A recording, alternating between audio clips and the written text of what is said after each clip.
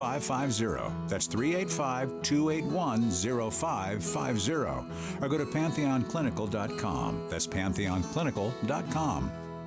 Getting help with electrical repairs is easier than you think. All you have to do is call Any Hour Services or schedule an appointment at anyhourservices.com. No one helps more homeowners than Any Hour Services. Traffic and weather together, brought to you by Granite Credit Union's new Dividend Plus checking account. Here's Ricky Meese. Looks like we've had some trouble in traffic on northbound I-15 going from Sandy to Midvale. And I'm not sure, I didn't see it actually happen. I saw a still shot of it when it was occurring, that they had to stop all traffic completely northbound I-15 prior to 7200 South. That's usually due to either moving a stalled vehicle out of traffic, clearing the road of debris, or getting a crash moved out of the way. But all lanes of travel are now open and traffic is starting to move again, but we do have residual delays back to 90th. Is your car due for some extra love? Burt Brothers is here for your vehicle's routine maintenance, all done by our ASC certified technicians. Burt Brothers, affordable, complete auto care done better. Ricky Meese in the KSL Traffic Center. KSL weather. It's another beautiful day out there, and we get to enjoy even more of this with highs in the 80s and sunny skies all the way through Wednesday. The high today, 82 degrees. Our overnight lows are going to hover in the high 50s, low 60s. Right now, it's 77 degrees and sunny. I'm Britt Johnson, KSL News Radio, 102.7 FM, 1160 AM, and KSLNewsRadio.com, Utah's news, traffic, and weather station. Inside Sources. Inside Sources. America's voice of reason. Boyd Matheson on Utah's home for elevated conversation. Inside Sources on KSL News Radio. Utah and many other states have endured years and even decades of uncertainty regarding our land and national monuments. Each presidential administration comes in with their own plan, Democrat or Republican. They act accordingly. They grow, they shrink the size of federal land and monuments in our state every couple of years. So the headline is always about the problems of that. We hear the debates over that. But what are lawmakers trying to do to fix the abuse that is causing this to happen in the first place? Let's begin. Think you know the news of the day? Think again with Boyd Matheson on KSL News Radio. Well, as we roll into Constitution, and we'll say Constitution's Day, you'll hear about that later on in the show today. We're really pleased to have on the show with us once again Utah Senior Senator Mike Lee, and we're going to talk a little bit about the Constitution, but I actually want to start on a real important application that really has impacted us in a major way here in the state of Utah. In just the last 24 hours, Senator Mike Lee, alongside Senator Jim Risch from Idaho, Dan Sullivan from Alaska, Ted Cruz, and Utah Junior Senator Mitt Romney, introduced legislation to reform the Antiquities Act. And so that's where I want to begin. And Senator, welcome to the program. Happy rolling into Constitution Day weekend. And let's jump into the what's happening on the monument front and the Antiquities Act. Oh, thanks so much, Boyd. It's always a great moment whenever I get to be on the air with you, and especially when we get to talk about two of my favorite things, the Constitution and the Antiquities Act. But yeah, let's talk about the Antiquities Act first. Look, this is a law that was passed about 110 years ago, and it's there to give the president authority to protect areas of importance, areas of scientific value, historical value. And it required in every moment that the president confine the area that he designated as a monument to the smallest area compatible with the items to be protected through the monument. And, you can tell what they had in mind with the words that they used, and those words in context meant that they wanted to make sure that the president had this authority so that they could prevent any imminent danger that could come to it, but they also didn't want it to be too broad.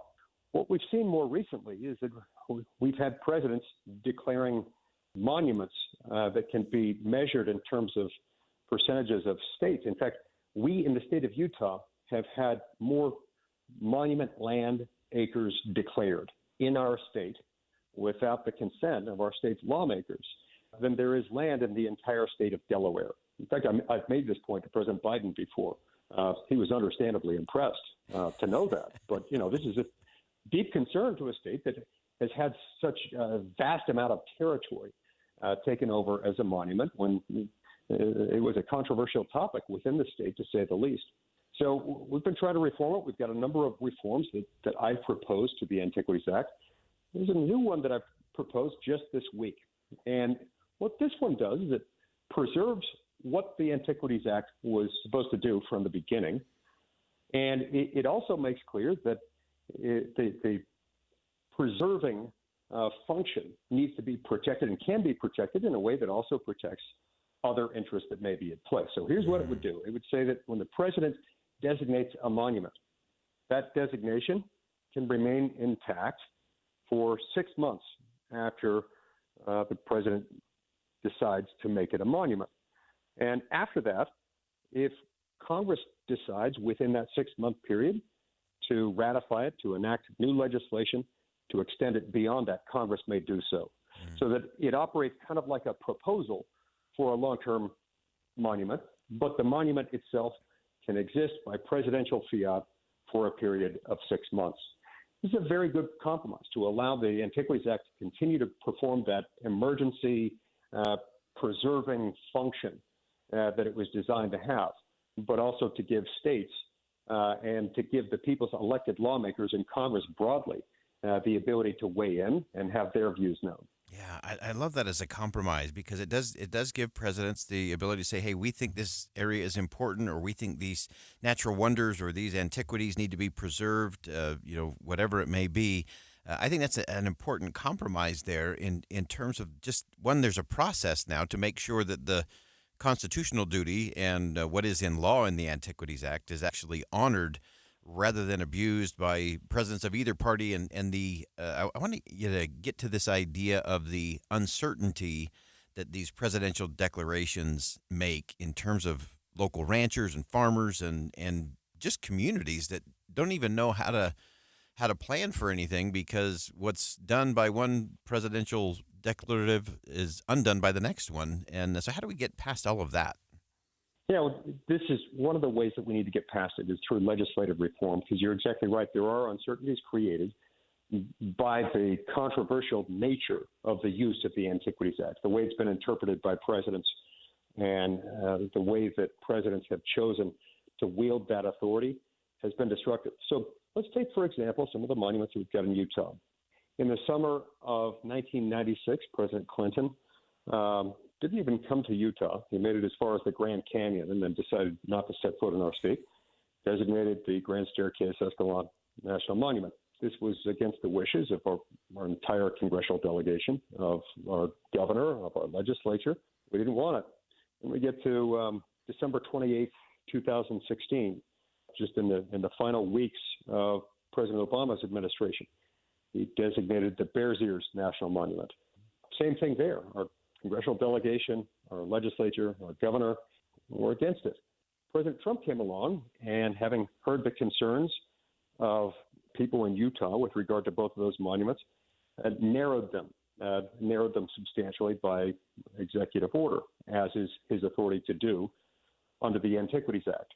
And President Trump is defeated, and President Biden comes into office. President Biden then redraws those boundaries yet again, expanding them back to look much more like their original boundaries, and so that we now have about 3 million acres of national monument land in Utah again. And so this creates a lot of dangerous uncertainty for landowners, local residents, and it's not a good way to run anything. When you give the president too much power and then allows subsequent presidents to remake that power, it begs the question, why are we creating this much executive discretion to begin with? Let's make this legislative as it should be, while preserving the emergency preserving functions of the original Antiquities Act. Yeah, I think that's so important. And I think this is one that often gets lost in the back and forth, and that you can preserve what needs to be preserved. You can do it in the right way. So this is not about putting a oil rig under Delicate Arch or anything like that. I know Representative Curtis, who's also on this particular bill on the House side, he often jokes with the ranchers and farmers and timber folks that they're the best conservationists on the planet because it matters to them, and they know how to do it right because they're there on the ground locally. I know you've had a lot of bipartisan and a lot of coalition support, I should say, in terms of this particular bill, everything from the Farm Bureau to the American Forest Resource Council, Public Lands Council, Federal Forest Resource Coalition. And to me, it seems that this is getting us closer, this kind of compromise is getting us closer to being able to have mixed use, where we can preserve what needs to be preserved. We can be careful stewards of things we should be. And at the same time, we can make sure that local communities are really in control of their own destinies. No, that's exactly right. And see, what you do when you do this, this is such an effective form of compromise because it takes out the original designation for 6 months. And after that, when Congress gets to step in, naturally, Congress, whenever it's making land designation decisions within somebody's state, members of Congress in both houses and both political parties give a significant amount of deference, appropriately so, to designations made in the state of particular senators and representatives. In other words, they'll defer to that state's congressional delegation on a whole lot of this stuff.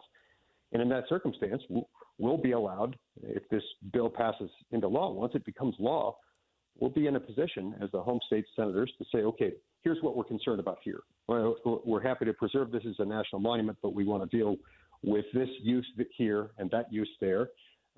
This one probably doesn't need to be part of the monument. This land does, and that part should be in the monument, but we want to make sure that this or that interest is protected. It's a much better way to legislate rather than just allowing the president to legislate on his own. Yeah, well, and it does create that opportunity for transparency and accountability in terms of management and use of the land and to make sure that it is properly cared for. I know we have thousands and tens of thousands of acres of land that maybe have one person who is actually overseeing it because the resources just aren't there. If you're just joining us, we have Utah Senior Senator Mike Lee on the line with us, and we're going to stay with the conversation as we roll into Constitution Day weekend, and we'll continue that here on KSL News Radio as we roll along. Think again on Inside Sources with Boyd Matheson.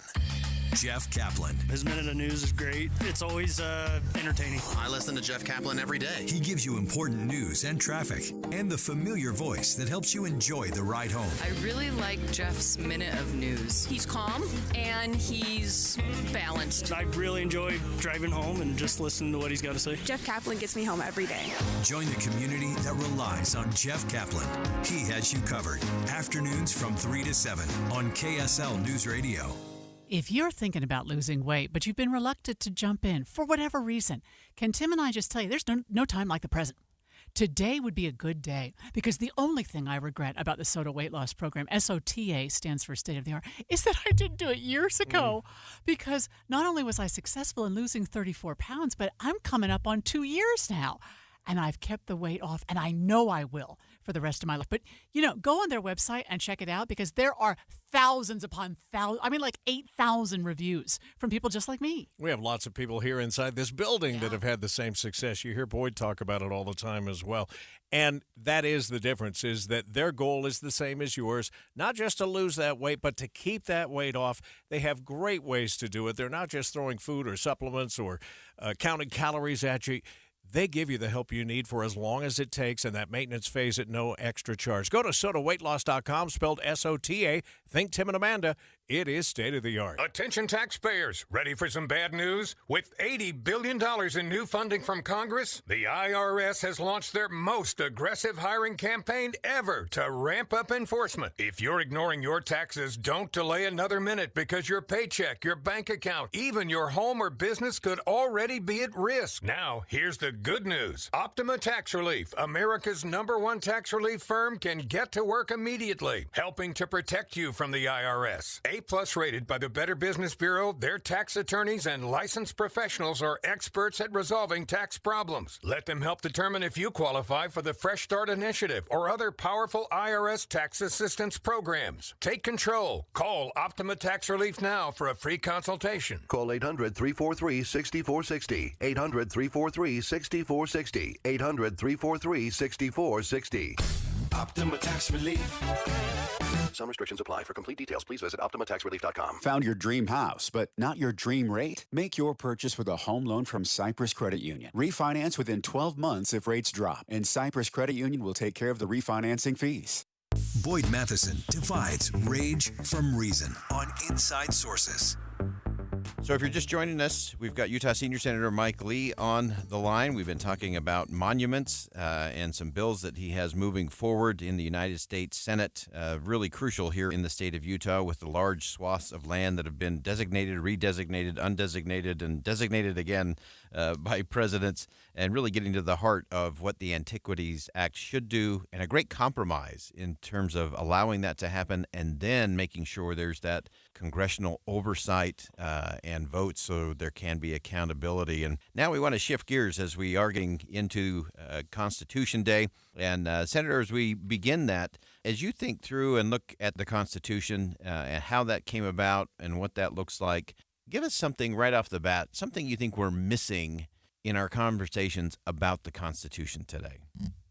First and foremost, we have to remember that the Constitution is there to protect the people. And it's there to protect people by, in the first instance, setting it up, explaining how it works, describing the structure. The structure is itself a protection, or rather it's an elaborate lattice work of protections. Second, it's there to limit the power of government. Limit it not only by confining the structure, but also defining its purpose, explaining where it may act and where it may not. And it identifies a whole lot of things that government may not do. It may not tell you who, when, whether, or how to worship, or what to say or not say, or what to publish or not publish in your newspaper, your newsletter, your book, or whatever else. There are all these thou shalt nots of the Constitution that are very important, and I'm so glad that they are there. I think one thing that we tend to miss is the relationship between the structural protections on the one hand, and by that I mean principally the vertical protection that we call federalism. It defines the relationship between the states and the federal government, and the horizontal separation of powers, the relationship between the three branches of the federal government. The Bill of Rights and all of the other thou shalt nots, the affirmative prohibitions in the Constitution, they are going to protect us. They're capable of protecting us to precisely the same degree that the structural protections remain intact and remain respected. Because as Justice Antonin Scalia used to say, any dictator can have a Bill of Rights, and most of them do. Most despotic regimes, most human rights abusers around the world have bills of rights in something that looks like a constitution. But whether they respect it and honor it, whether that Bill of Rights is worth more than the paper it's printed on, has everything to do with the extent to which you've got protections in place, structural protections, to protect the people against the dangerous accumulation of power in the hands of the few. That's why it's so important for us to remember that our freedom of religion, our right to bear arms, our privilege against self-incrimination, due process, jury trial, all of those rights against everything from free speech to cruel and unusual punishment, they all depend on our ability to honor the difference between state and federal power and between legislative, executive, and judicial power. That's what I hope people will remember on this Constitution Day. Our Constitution is special. It was written by wise men, unusually gifted men, who I think were brought forward at a particular time to write that document because they were gifted and they understood these things. So important. And I want to go to an application of that. Obviously, a lot of chatter and clamor around funding the government and what's coming up. I keep saying, September 30th comes every single year. Never in the history of ever has it not come. And yet here we are once again with another shutdown, showdown kind of drama. Looking at the Constitution, this is one of the very, very, very few thou shalts duties of Congress, and that is to fund the government. And so why is it that we keep getting stuck in this, and what are the penalties? What's the negative impact of Congress not following that part of the Constitution?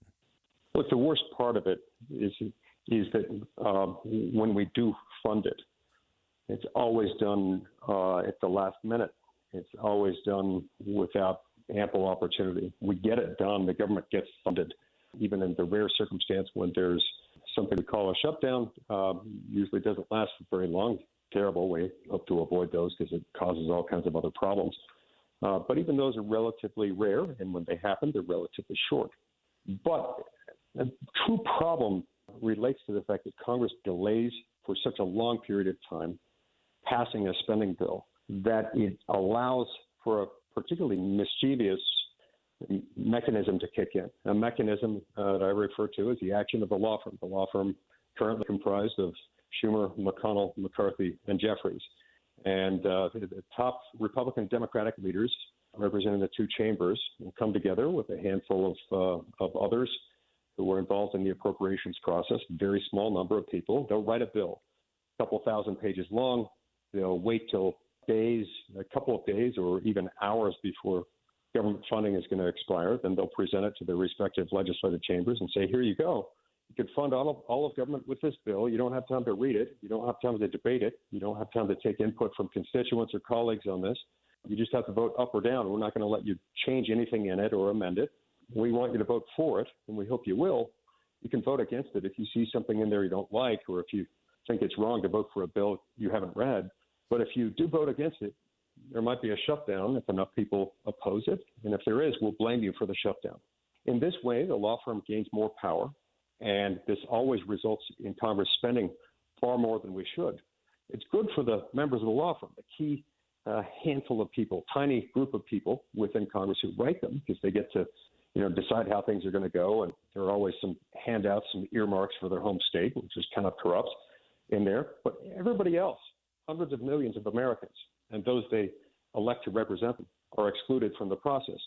This is wrong. They're performing a constitutional function there, but they're badly distorting and making a mockery of the constitutional system when they do this.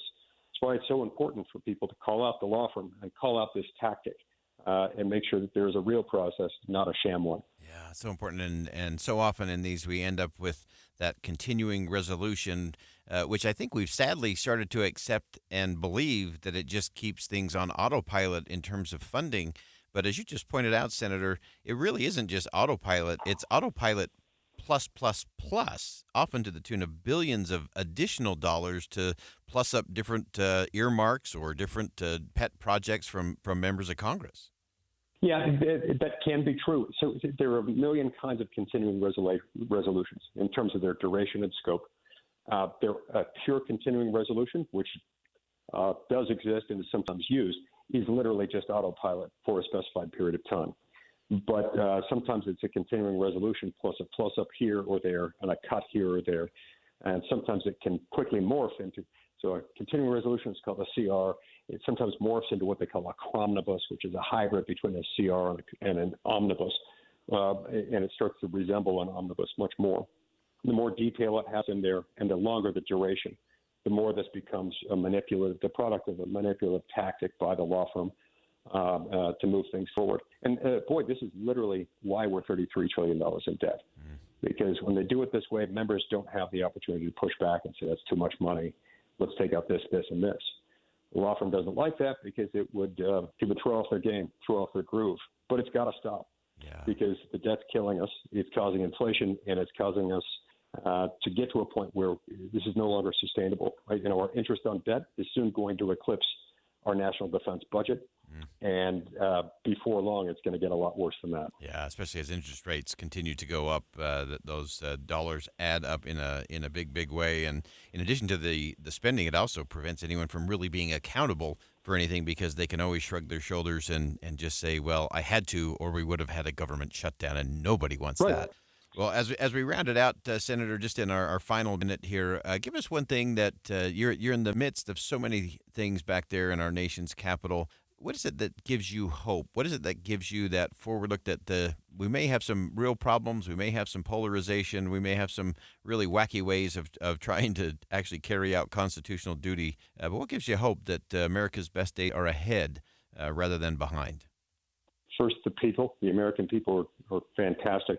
The American people, unlike their government in Washington, have the best interests of the country at heart. Secondly, because of the Constitution, those same people who I trust throughout America, the same people still are in charge of their government. They're still in control of their government. And at any time, the American people can, and from time to time do, start to think a little bit differently about how we visualize the federal government, how we utilize it. And as they look at the Constitution, that's one of the reasons I love Constitution Day. As they look at it, they can reflect on how our government does and does not reflect the way that the document is supposed to operate. The more we do that, the more our future is going to be bright. I still believe our best days are ahead of us, in part because the American people are realizing what works and what doesn't work and what's rightfully ours under the Constitution. When those things come together, things are going to get a lot better. Fantastic. Utah Senior Senator Mike Lee, we appreciate you carving out some time for us today. Have a wonderful Constitution Day over the weekend, and thanks for your service in our nation's capital.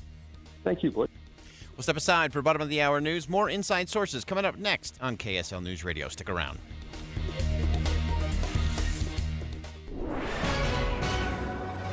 It's 1:30 at KSL News Radio. I'm Britt Johnson. KSL's top story this hour.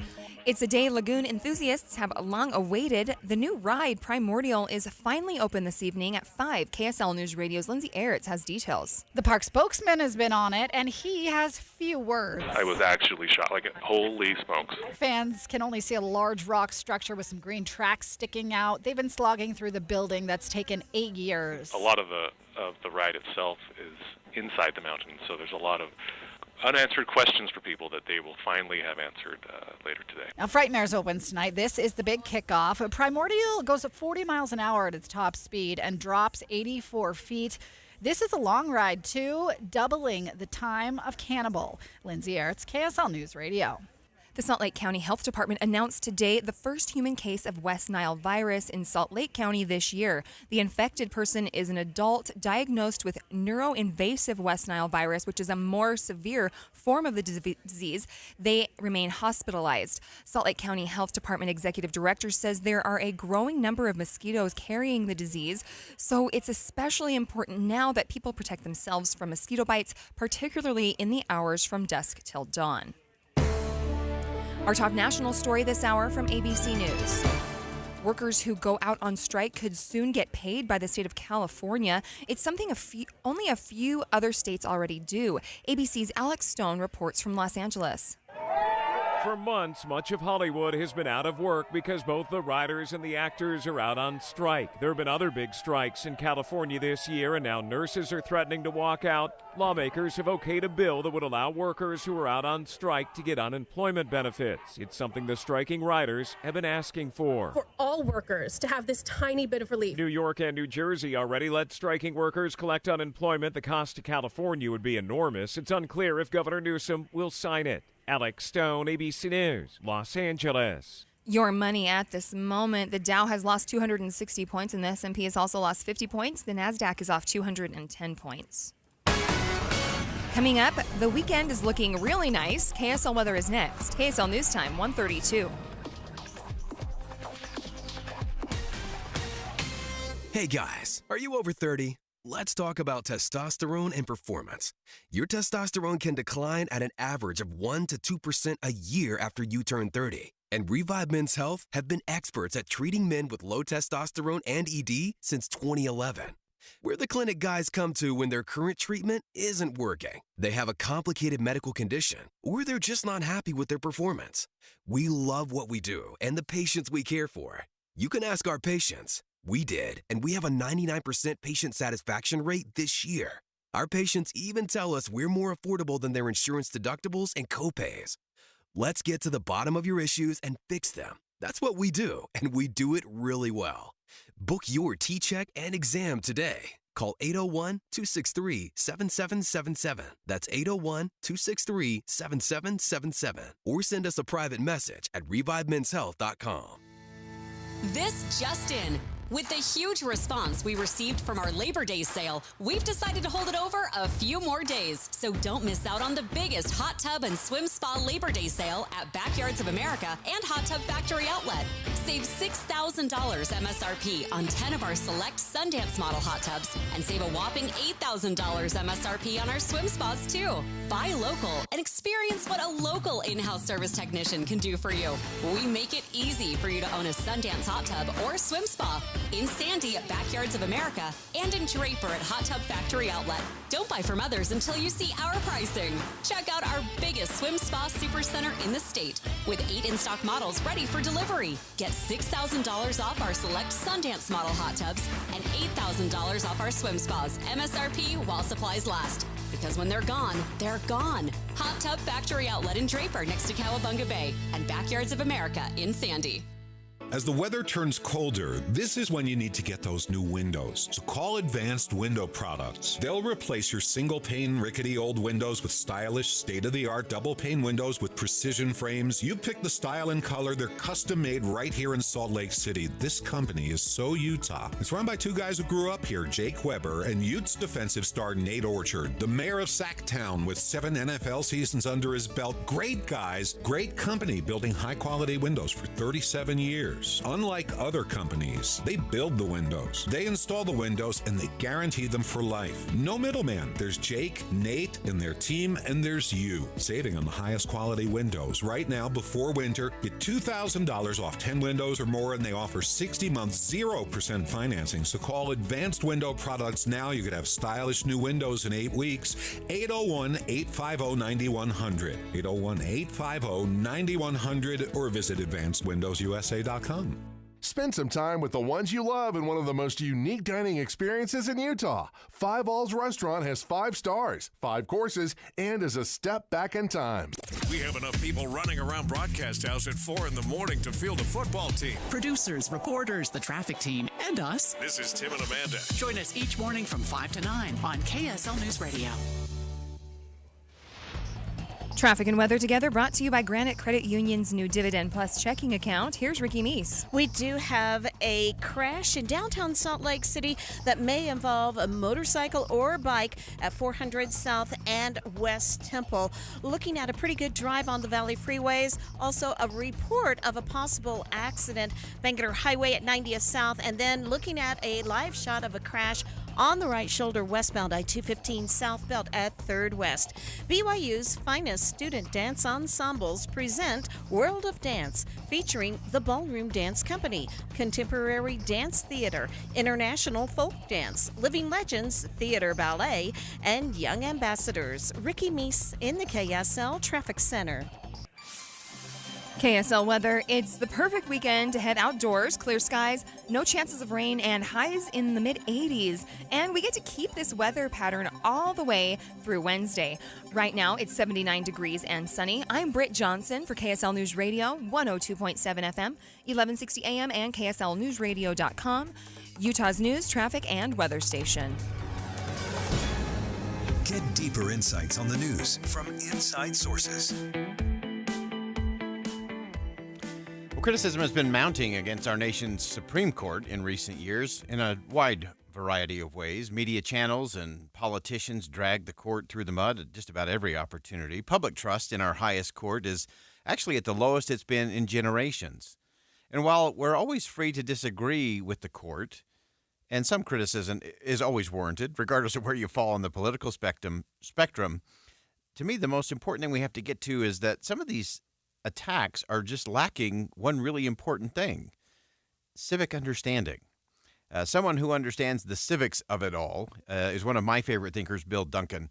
He's the Religious Freedom Policy Fellow at the Sutherland Institute. Had a great piece in National Review talking about flawed civic understanding and our trust and confidence in the Supreme Court. And Bill joins us on the line. Bill, welcome back to the show.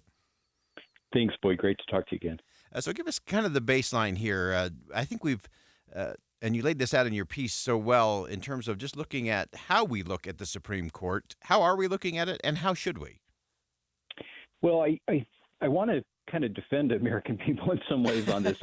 We're looking at it as a kind of like the other branches, trying to deliver what we want from them. We want certain policy results. We want certain things to happen. And if the Supreme Court rules a different way, we are critical of that, or we think, wow, maybe they're not doing their job. The problem, of course, is that that's not the job of the Supreme Court. They're supposed to be the faithful defenders of the written law, specifically the Constitution, of course, but other things too. What I want to say in defense is that that's, of course, the way that the press often talks about, about these things, as if, wow, why did the Supreme Court do this on abortion or whatever issue, as if they had the option of doing something different than interpreting the Constitution, which is their responsibility, or applying, I guess. Yeah, and I love the way you frame that, Bill, because to me that is the essence of it, because we've gone to this idea that, one, the court is supposed to do things, make law or fix things, rather than interpret. And then that also leads us to, well, they're not just wrong, but they're wrong and evil. That there's some sort of conspiracy theory behind it all. And so how do we start to change that dynamic in terms of just understanding? And I want to get into this idea that throughout our history, some of the biggest Supreme Court cases have been very contrary to the will of the people because, as you said, they were doing their job of interpreting. Right. We look at the best cases of the Supreme Court as only appearing that way after a time when we realized we're really glad they did the right thing, even though public opinion at the time might have been in somewhat different places.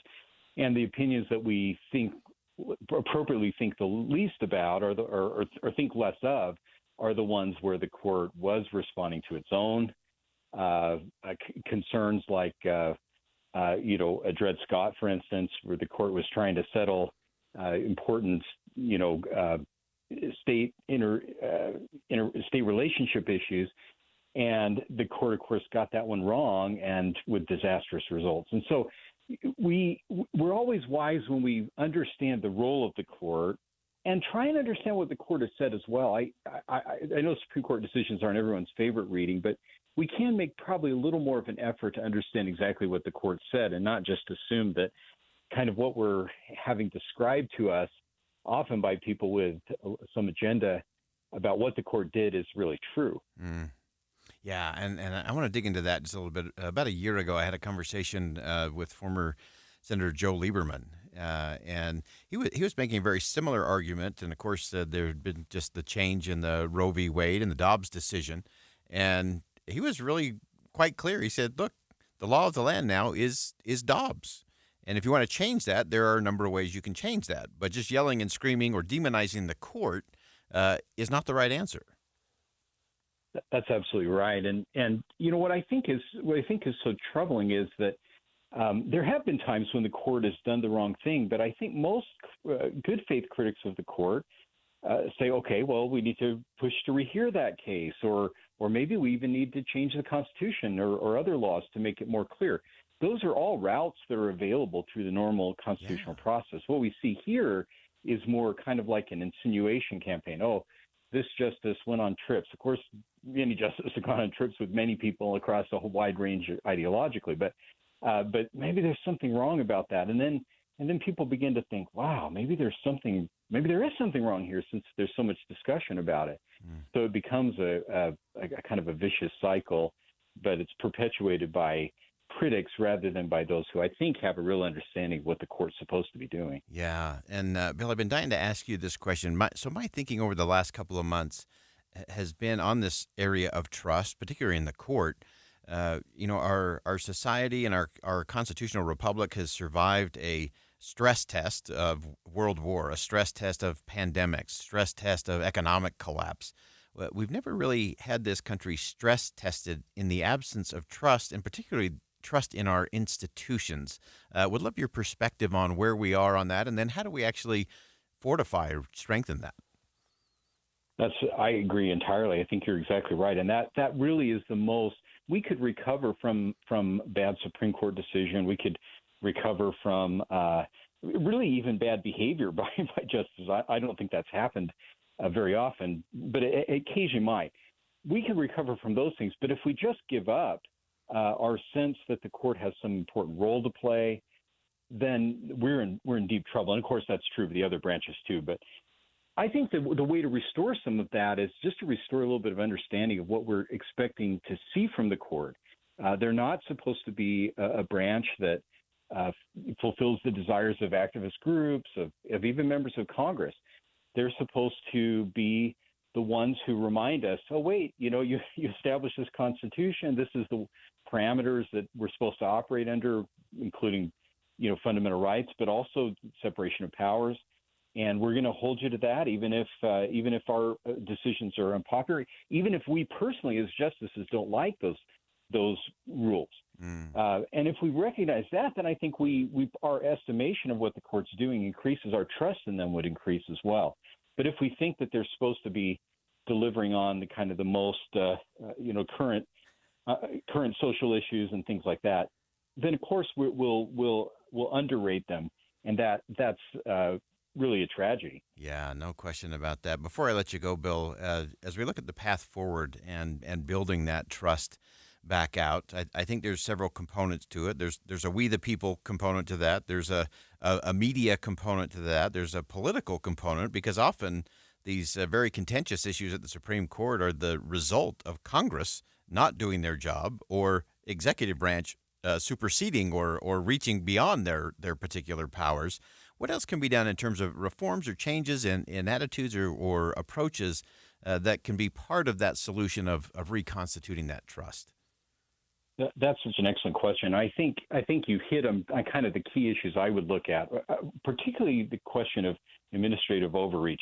Congress sometimes sometimes administrative agencies take over from Congress, but sometimes Congress punts and allows things to be decided by the administrative agencies, when they really should just step up and make a decision on political issues rather than waiting for or kind of punting it to the administrative branch, hoping that they'll make the unpopular decisions. So I think those things would be important. I think as well, just a really serious consideration, maybe some education on the role of the court and the nature of our Constitution. We have a written Constitution that's historically unique. It's a remarkable accomplishment that we can look, any one of us can look at it and say, oh, this is what it says, here's what it means. And I think we could do a little more of that. That would help too. Fantastic, and perfect messaging as we roll into the weekend and Constitution Day. And stay with us, because at the top of the hour, we're actually going to have Judge Jeffrey Sutton join us, and he thinks we should have Constitutions Day, talking about some of the state constitutions as well. Bill Duncan is the Religious Freedom Policy Fellow at the Southern Institute, one of my favorite thinkers. Bill, thanks so much for putting this all in perspective for us today. Thank you, Boyd. Love Bill Duncan's perspective. So many things to think about. We have a role. Media has a role. Congress has a role. The executive branch has a role. And guess what? That's what the Founding Fathers wanted. That's what we got to get back to. We'll step aside for a quick break. More Inside Sources coming up next. They say you slow down as you get older, and it's true. But taking life a little slower here at Summit Vista has been incredibly rewarding. At my age, I know what I like, and it's all here. They call this a life plan community, and I'm liking the concept. I've always been a practical person, and now it's time to treat myself. At Summit Vista, I have a beautiful apartment. It's spacious and contemporary. It feels like me. I have all the independence I want, no more maintenance headaches, no more days spent cleaning. I eat delicious meals with my friends. The staff here feels like family. The socializing and amenities are endless. Frankly, anyone who says luxury living is overrated hasn't been to Summit Vista.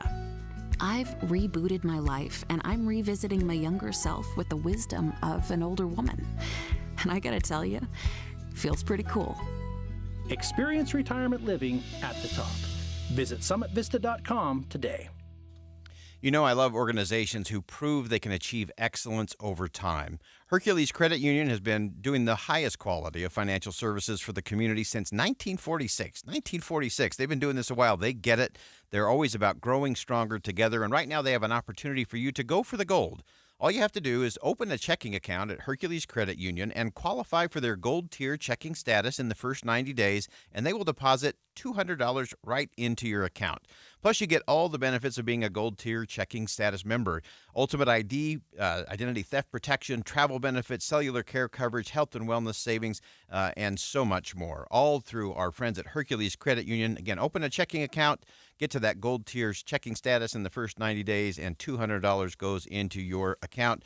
You can check out the locations of Hercules Credit Union in Taylorsville, Harriman, Riverton, and Salt Lake City. Or as always, with our friends at Hercules, you can find them at HerculesCU.com. That's HerculesCU.com. Happy 62nd birthday, Granddad. Thanks, sweetheart. I got you this. A mug. Oh, thank you. What does it say? Beware. If you are 60 or older, you may be at increased risk of hospitalization from RSV, respiratory syncytial virus, compared to adults younger than 60. Not all dangers come with warning labels. Talk to your pharmacist or doctor about getting vaccinated against RSV today. Learn more at bewareofrsv.com. Brought to you by Pfizer. Any Hour Services free furnace sale is going on right now. If you haven't scheduled your free estimate yet, what are you waiting for? Call Any Hour Services today or schedule online at anyhourservices.com. Even before the pandemic, 1 in 5 American adults experience some form of mental illness, depression, suicide, prescription opioid misuse. Utah isn't immune to our share of challenges, but there is hope. We need to take action to keep our loved ones safe. That's why KSL has teamed with the University of Utah Huntsman Mental Health Institute to bring you hope and help you thrive. It's Healthy Mind Matters. Find out more at healthymindmatters.com. With the 3 things you need to know this hour, I'm Britt Johnson. First, it's a day lagoon enthusiasts have long awaited. The new ride Primordial is finally open this evening at 5. Second, the Salt Lake County Health Department announced today the first human case of West Nile virus in Salt Lake County this year. Third, California lawmakers have okayed a bill that would allow workers who are out on strike to get unemployment benefits. Right now, it's 79 degrees and sunny in Salt Lake City. Back to Inside Sources on KSL News Radio. Inside Sources, an inside look at 2024 presidential politics. Well, it's once again time for our weekly segment of the show, taking a little deeper dive into the 2024 presidential politics. As we always say, following candidates running for president on the campaign trail is sometimes a mystifying and mesmerizing kind of experience. We often say that trying to understand the behavior of someone running for president is like trying to smell the color 7. And that's true of so many of these candidates. Some of the things they do are amazing and wonderful. I think, oh, that's really good. And some things you think, I wonder who was in the room when that decision was made. So we're on the campaign trail. We're following everything. We're leading up to, on the Republican side, the next presidential debate, which will be at the home of the Ronald Reagan Library. This is going to be a very important one for many of the candidates coming up on the 27th of September. Who can make the case, who can get momentum, capture lightning in a bottle on the debate stage. It's all going to be very interesting in the days ahead. So let's get into a couple of those candidates who really need a moment at the Reagan Library on the 27th. Tim Scott is one of those. He's promoting his economic plan to turn the nation's economy back on the right track. He calls it build, not borrow. Build, not borrow. He talked about extending the 2017 tax cut bill that was a big part of it and gave a brief breakdown of what he means recently in an interview. Bigger simply means let's build, not borrow. And by extending the tax cuts, we save $2 trillion for the American families. We also need to make sure that small businesses continue to receive benefits from lower taxes. My Opportunity Zones 2.0 would attract manufacturing back to our country, and if they land in an opportunity zone, they would see their taxes on their profits go down by 30%. We have to cut spending, cut taxes, and cut government. That's South Carolina Senator Tim Scott making the case build, not borrow is an interesting way to go at that. And I'm always interested in looking at how candidates are framing the issue. I actually think that's a good one for Senator Scott, that we've been borrowing a lot of money. That's why we have high interest rates, high debt, and a lot of those things. But there's a way to build it through the private sector and making sure that they have access to their own money to build, not just borrow. Now, the current occupant of the White House, President Joe Biden, is continuing to lean into his motto, Bidenomics, and he was campaigning on that very item in Maryland just yesterday. Now, he struggled with the messaging around the economy. What the president has been touting has not really been congruent or in alignment with what most Americans are living and dealing with around the kitchen table. So a very important shift in their tactics when it comes to communication. So rather than just framing this as Bidenomics, he decided he could just compare and contrast it to something that could be worse. The country should know the facts. They should know the choice between Bidenomics and Maganomics. Look, their plan, Maganomics, is more extreme than anything America's ever seen before. Their budget gives $5.1 trillion in additional tax cuts skewed to the wealthy people and big corporations, while cutting $700 billion from Social Security. Our MAGA Republican Congress also want to take Medicare away from more than 1 million Americans with disabilities. Now, if they hadn't done what they've done the last 2 years, you might not believe me. But I promise you, I gave you my word, that's what they're proposing. All right, I don't care if you love President Biden or hate President Biden. That's smell the color 7 kind of dysfunction in his team. To take this from a focus on his economic policy, and if he believes in the results, then he should stick with that. But instead, he's turning this into class warfare by suddenly making it a MAGA Republican problem. Now, anytime you're using a pejorative in the front of somebody you oppose, that's not the kind of conversation we need as a nation. So again, let's debate the issues on the merits and let it compete in the arena of ideas. And the best policies will move forward. So I have to be honest, I was disappointed. One, I don't think President Biden plays well in that space. It's not his natural space. And so I don't understand from a strategy standpoint why his communication team continues to put him in that kind of space. It's not his strong suit. He's a deal maker. He's a compromiser.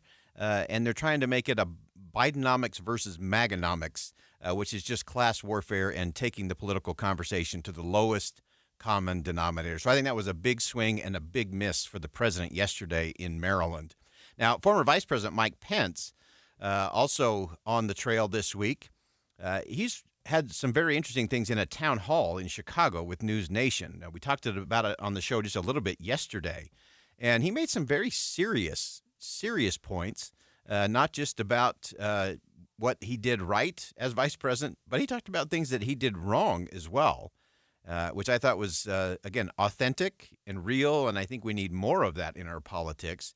But he talked about a few of the things that set him apart as a candidate and even some things that differentiate him from his former running mate. We have a national debt the size of our nation's economy today, and it really threatens the economic vitality of our country for generations to come. And Joe Biden won't even talk about common sense and compassionate reforms to the entitlement programs that are driving most of that spending. And frankly, the former president has the exact same position as Joe Biden. Well, I believe that we owe it to future generations to put our fiscal house in order, to bring about the kind of reforms that will restore fiscal solvency. It's now, in a very real sense, what separates me from my former running mate, and it's much of what brings me to this race today.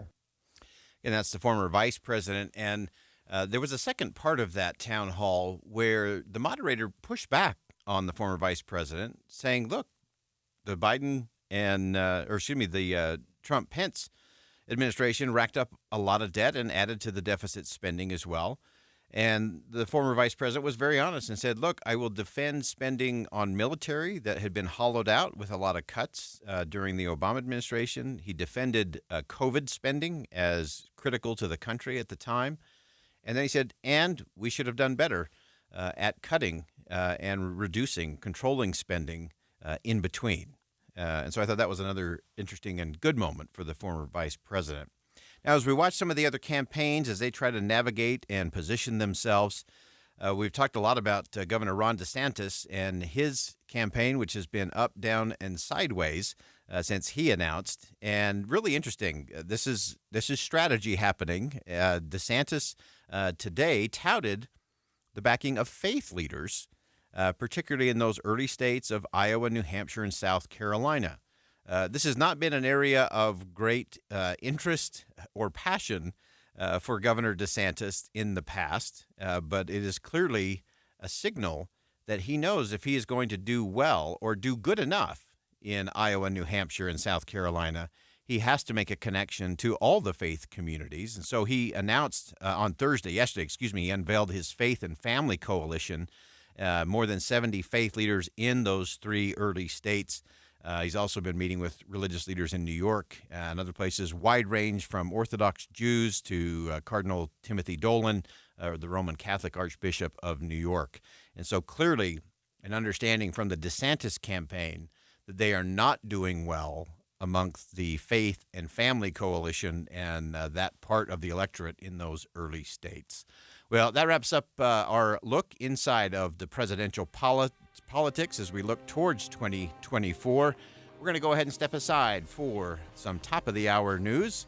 But when we come back, we're going to pick it right up in hour number 2 of Inside Sources here on KSL News Radio. And don't go anywhere. You want to listen in and lean into this next conversation with Judge Jeffrey Sutton from the District Court, who talks about the need for not just a Constitution Day, but Constitution's Day. We'll tell you why coming up next. Stick around.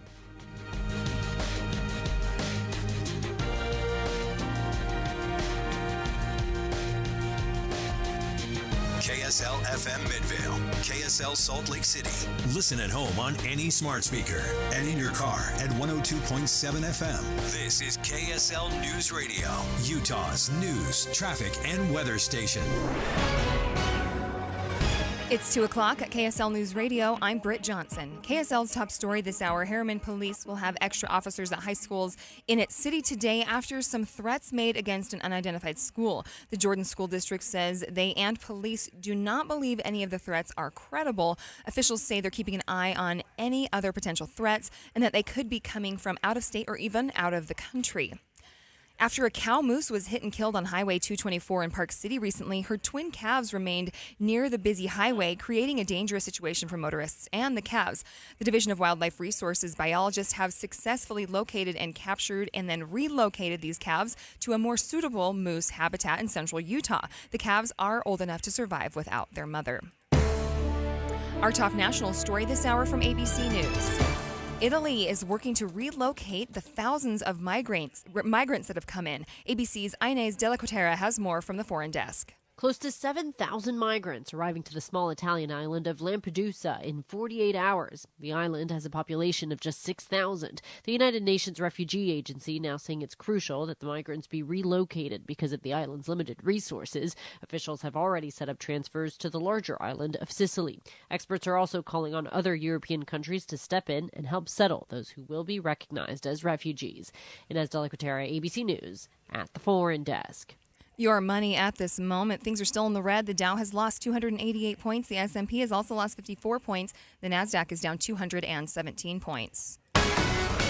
Coming up, we'll take a look at the weekend forecast. KSL weather is next. KSL News Time, 2:01.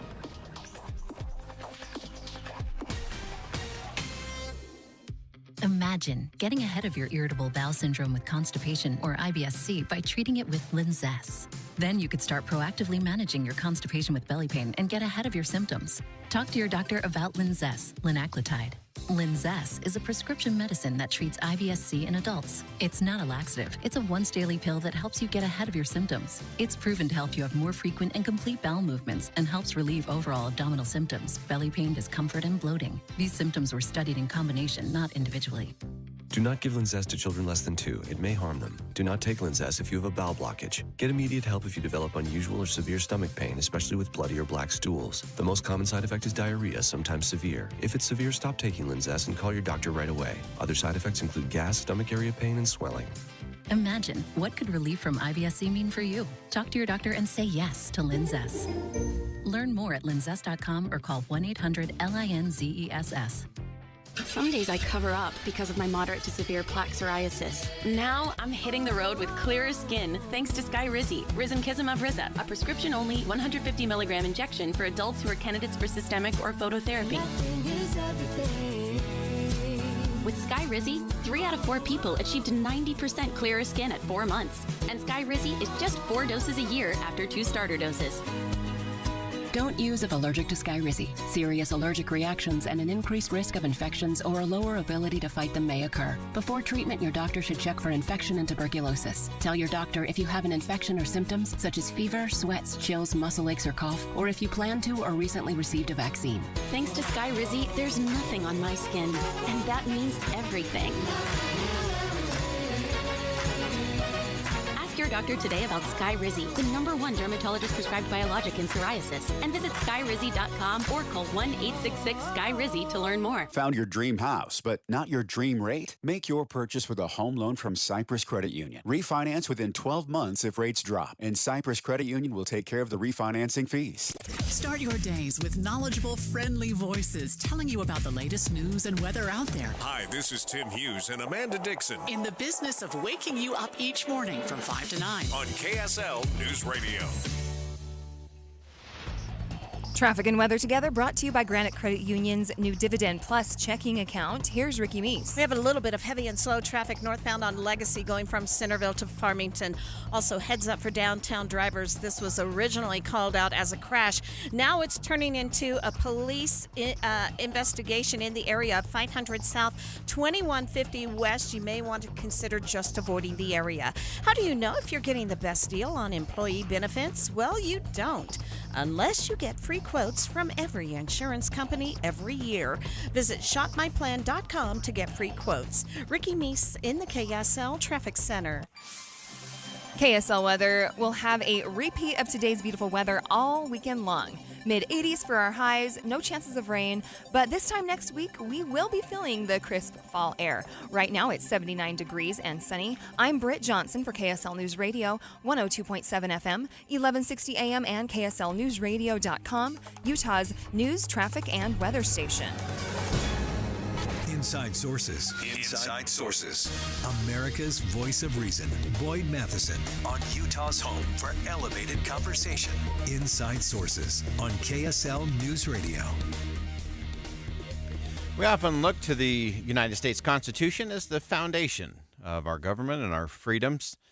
But as we roll into Constitution Day weekend, it's time to think again about where our rights come from, how they're protected, and is it Constitution Day, or should it be Constitution's Day? Let's begin. Think you know the news of the day? Think again with Boyd Matheson on KSL News Radio. We are very thrilled to have on the program today the Honorable Jeffrey Sutton, Chief Judge of the U.S. Court of Appeals for the Sixth Circuit. Judge Sutton also teaches about state constitutions at Harvard Law School and has written 51 Imperfect Solutions. I love that title, which examines the making of American constitutional law, part of an extraordinary event down at Utah Valley University. And Judge Sutton, welcome to the show.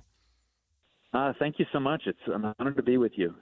I know you got a little bit of outdoors in before you had to do all the work here and head back. But I want to get into this whole idea of these laboratories of democracy. You've done a real important work in connecting the dots. We often talk about Constitution, and of course, rolling into Constitution Day weekend, we tend to focus on the federal side of things. You've done a deep dive to connect the dots on what's happened at the state level as well. Tell us about that. You know, problem number one is the fact that we call it Constitution Day, singular. It should be Constitution's Day, where we celebrate all 51 of our constitutions. And so that perhaps explains that we have a bit of a civics issue here in terms of understanding the roots of American government and kind of what our constitutional rights are, that there's more than one constitution that protects them. So if you're fortunate enough to live in Utah, that means if you don't care for a state or local law, you have two ways to challenge it. You can use the U.S. Constitution, which most of us know, but you also have a Utah Constitution, which separately protects many of the same rights. So it's really interesting. I guess you could call it the danger of the single story, where we're inclined to think of just one court, the U.S. Supreme Court, one Constitution, the U.S. Constitution, as the source of our liberties, when the reality is we have two opportunities. Think of it as a two-shot foul in basketball. You miss the first shot, you might want to take the second one. You still might get what you need to win the game. Yeah. Oh, I love that. So I think those are both crucial. I want to unpack both of those. The danger of the single story, that impacts us in so many different ways. I want to go back to the two-shot foul because I think that's also a critical part of the program there.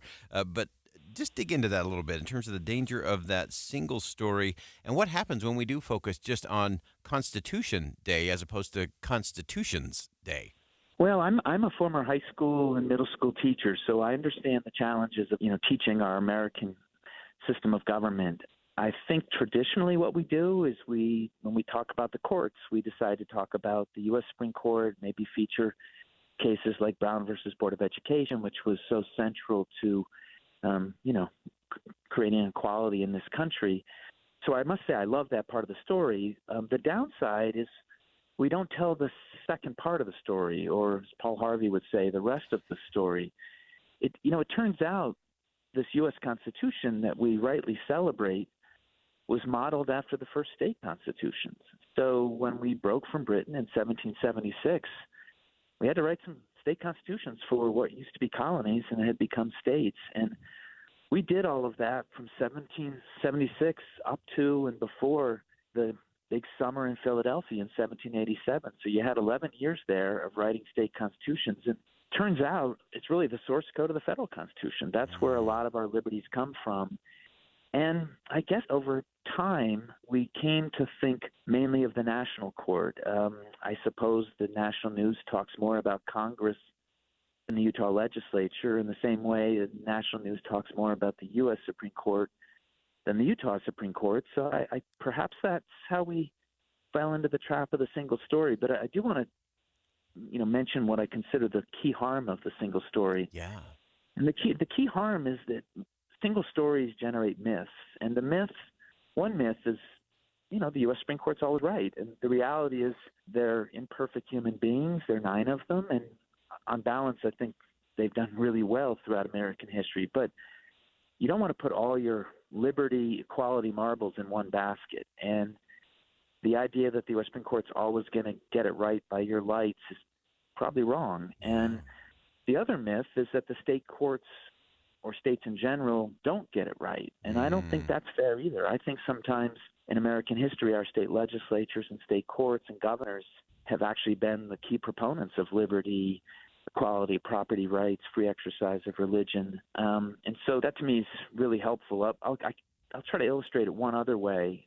There are 4 states in this country that were founded by individuals that suffered persecution based on their religion.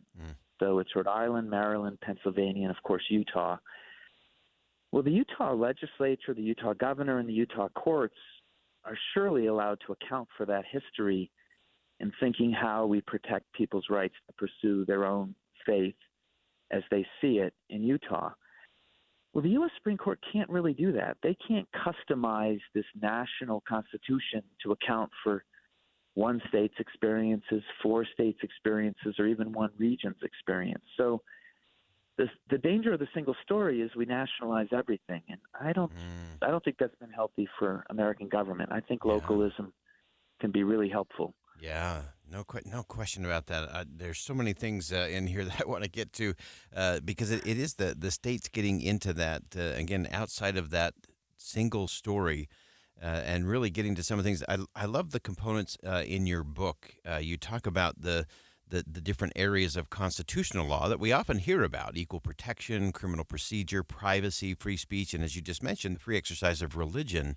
And it's so interesting if we only look at that from the single story of 1787 and beyond in terms of that kind of law, we're really missing a big chunk of the story in terms of how that's actually evolved and what we actually have as protections today. I just agree 100%. The U.S. Supreme Court, there are 9 of them. They're life tenured. They're interpreting a constitution that's difficult to amend. And when they issue a ruling, they've got to do it for 330 million Americans. Just think of how daunting that must be for them. They are naturally going to probably be more cautious in some areas than in others, whereas people of Utah are allowed to kind of chart their own path. They can decide that their state courts and their constitution is going to be very vigorous in one area, maybe a little more than in another.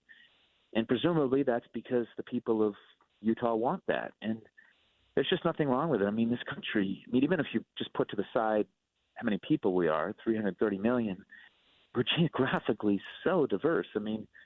I got to tell you, Ohio is quite a bit different from Utah. I think our highest point is 1,400 feet. I don't think can you get – I don't even think you can get to 1,400 feet unless it's Salt Lake, and maybe that's below sea level. I'm not sure about that. But anyway, think of just geography by itself. Well, it makes sense that our communities, our laws, our customs are going to differ if you're very spread out or if you've got lots of super urban centers. And so I don't know, that's American federalism, and I think we're actually really blessed to have it. Yeah, we're part of the gang on this show that thinks we need to make federalism sexy again, and so we. It's not easy. Not easy. It's not. Yeah, it's a complicated one to get to, but yeah, when people hear it, it's one of those that I don't think people would ever pipe up on in a Pew Research poll, but when they think about it or when you explain it, they would say, "Oh yeah, that's what I want to be part of. That makes sense to me." And so it goes back to really where you began, Judge, in terms of this civics issue and education issue, that we have to really start to understand all of these stories, why they matter, and then what our role in it is as citizens. Right. I mean, to its credit, Utah Valley University has a constitutional center, and that's the whole point of this 2-day program. And they bust in hundreds of high school students, high school teachers, and of course people from the university, and they've got this whole project that is designed to remind everybody about the second shot and, what we can do to make our community, whether it's Orem or Utah in general, a great place to live. And I personally think at this point in American history, maybe we would do well to focus a little more on our own neighborhoods, cities, and states, and that maybe some of our polarization is growing because when you nationalize something, the stakes are obviously a lot higher, right? I mean, you just created a rule for 330 million people and maybe only 175 million of them like it. Well, that leaves a lot of resentful Americans. And on the other hand, if you take an issue that's controversial, maybe Utah comes up with a compromise that looks different from California's compromise, and there are fewer resentful people. That's would not be a bad thing in our country today. Yeah, no question about that for sure. And as we round it out, Judge, we often say that with that polarization, our politics has failed, but America won't. And I always say the reason I can be pretty pessimistic about the politics, but I've never been more bullish on the country, and it's because of community. It's because of federalism. Because if you focus at the local level, all those other things tend to go away. And so as we close out, just in our last 30 seconds here, Judge, give us one thing that you wish we were thinking about more, or one thing you wish we were talking about more, especially as it relates to all of these constitutions, these extraordinary laboratories of democracy across our country. Yeah, I think the way I might put it is this. Let's say I have a neighbor in Ohio that really cares deeply about issue X. They're allowed to care about issue X. That's great. My complaint is that they tend to wake up in the morning and decide, let's quickly nationalize issue X. Let's either make the U.S. Supreme Court do what we like or make Congress do what we like. What I would prefer to see them do is say, this is a very important issue to me. Let's do it first in the community of Columbus. Let's then get Ohio to do whatever this thing is. And let's stop. Let's let other states decide for themselves whether this idea is a great one. In other words, have the courage of your convictions that you've come up with a good solution. Let other states observe that, and if they like it, they can embrace it. Instead, what happens is my neighbor imposes their solution, let's say, on the people of Utah by creating a national rule. Well, let's imagine the people of Utah don't care for that. Now, they're unhappy that they've got to live with this new rule, and guess what happens? They decide to return the favor to my neighbor in Ohio. Exactly. And they find something they really like, they nationalize it, and suddenly my neighbor's all resentful about people not paying attention to state issues and leaving things at the state borders. So there's a time for nationalizing important values, principles, but there's also a time for developing through the states and allowing some states to chart their own paths. I think that's what American federalism ought to mean. And I couldn't agree more with you about the word community. That's where we should be focusing our energy. Make the community you're in as good as it can be, and that will spread like wildfire in a very positive way. Love that. Great conversation. Chief Judge Jeffrey Sutton of the U.S. Court of Appeals for the Sixth Circuit also teaches about state constitutions at Harvard Law School and has written 51 Imperfect Solutions, which examines the making of American constitutional law, part of a great event down at Utah Valley University as we roll through. I'm going to get it right, Judge. Constitutions Weekend here as we celebrate them all. Thank you so much for joining us, Judge. I hope this is the first of many. We want to stay with the conversation with you in the days ahead because this is crucial. Happy to do it. It's an honor to be with you. That's the Honorable Jeffrey Sutton, Chief Judge of the U.S. Court of Appeals for the Sixth Circuit there in Ohio, also teaches constitutional law at Harvard. And I just love the way the judge framed all that. The fact that we can't just have this single Constitution story because that promotes myths, that nationalizes everything, it polarizes everything.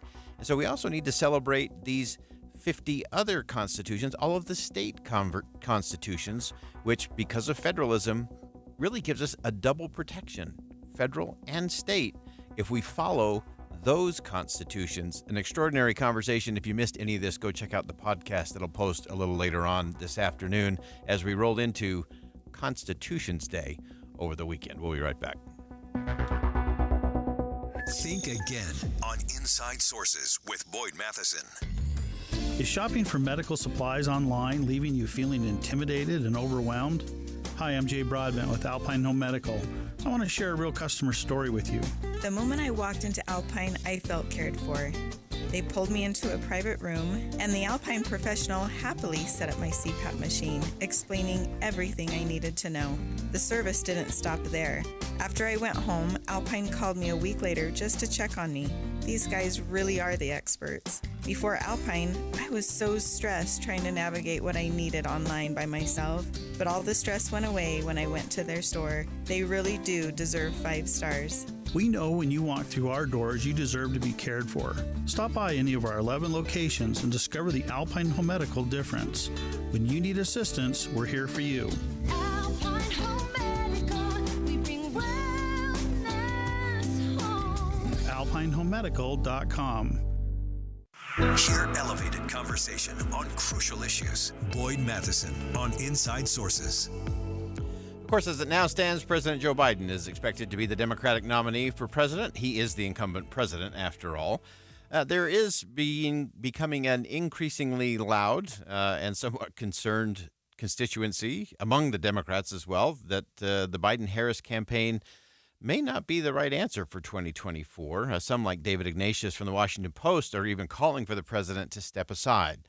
I think we need to get past all of that. So whether, again, you love the president, hate the president, or somewhere in between, I want to talk about this from a strategy standpoint and where things really are. And so, of course, we turn to our good friend of the show, Johanna Maska, CEO of the Global Situation Room, host of the podcast Press Advance, and a political contributor for News Nation. And I know it's a busy day for you, Johanna. We appreciate you carving out some time for us.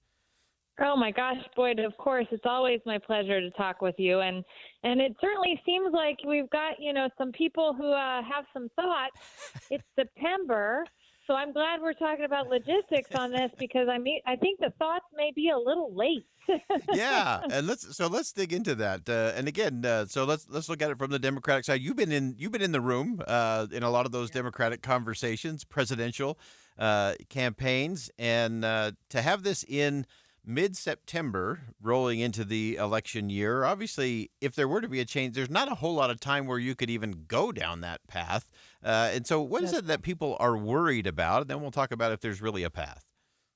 That's right. Look, I think people are rightly concerned that we've got two likely candidates with President Trump and President Biden who are actually older than Bill Clinton. And I think they're concerned about that, not because the experience isn't incredible, but because, of making sure that we have a useful and vibrant America. But those concerns were raised at points in which people could consider, well, what is the alternative, right? And I think President Biden is so worried about President Trump coming back in and so fundamentally believes that he could beat President Trump, and of course probably has deep regret about 2016 because he did not run, and of course the Democrats lost.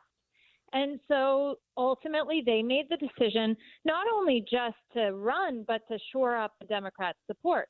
So in April, I was with a group that included some of my former colleagues, now very senior staffers for President Biden, and I said to one of them, I think we could run somebody else, you guys. I just think we need new, fresh leadership. And they said, well, who?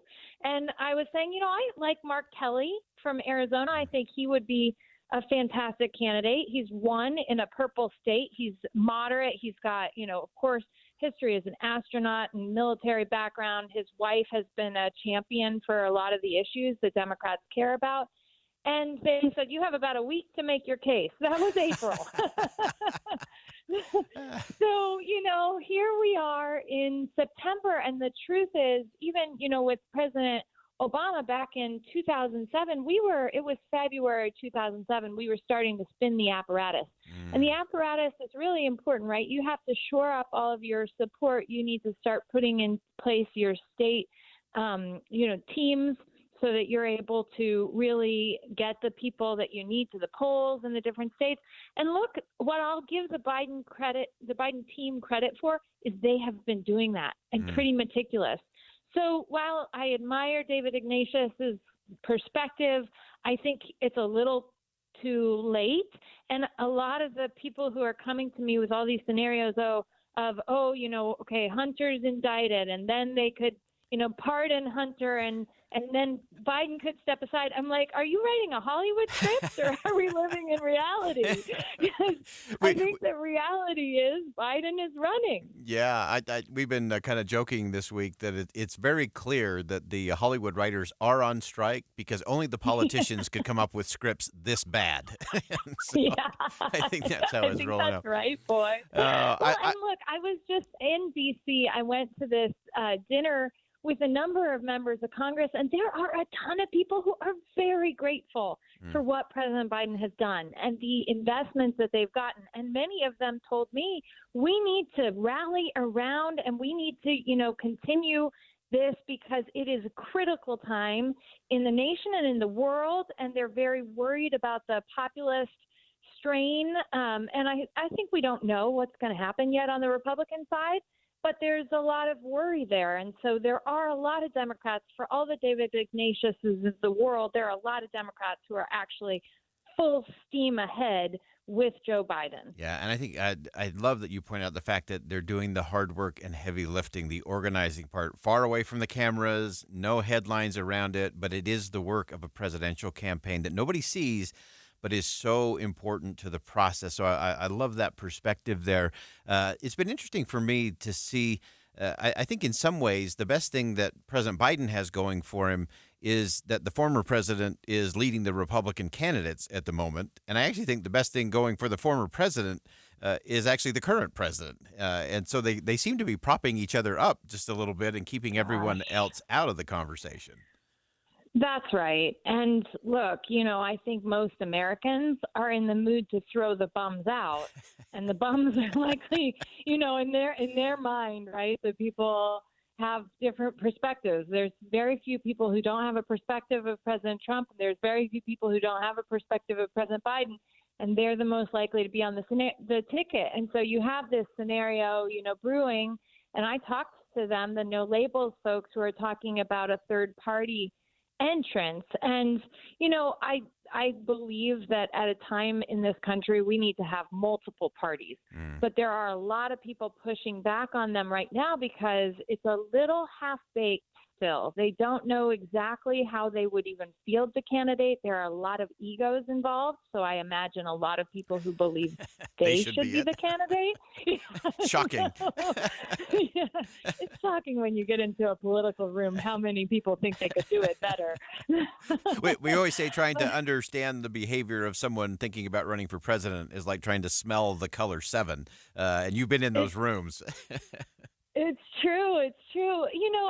I do think there's still a scenario on the Republican side where if they got out, if some candidates got out and endorsed the candidate early, there is a viable path for an alternative to Donald Trump, because I think there are a lot of people similar to the Democrats who have concerns about Joe Biden. There are a lot of Republicans who have concerns about Donald Trump, and we don't know how that is going to go. I thought Nikki Haley performed very well on the last debate stage, and I thought she'd be their most viable candidate in a general election. Now, some people have kind of gone back and forth and said, well, wouldn't she, have the issues with sexism that haven't necessarily come up? I actually think Nikki Haley does a really good job of relating to people as a woman and not backing down from it. And she's really,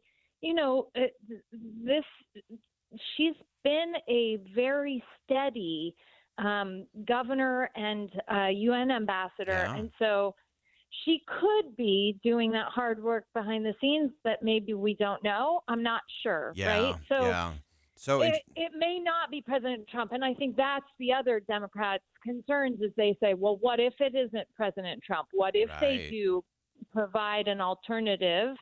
And, then what? And look, I think President Biden is a guy who's wanted to be president and believed that he could be president from a very young age. And Yeah. he still fundamentally believes that he has not accomplished all he wants to accomplish. And as long as the incumbent is in and the advantage is there, it's very, very difficult to defeat an incumbent. Yeah, fantastic perspective as always. Johanna Maska, CEO of the Global Situation Room, host of the podcast Press Advance. You should check that out. Great inside, behind-the-scenes looks there. And, of course, she's a political contributor for our friends over at News Nation.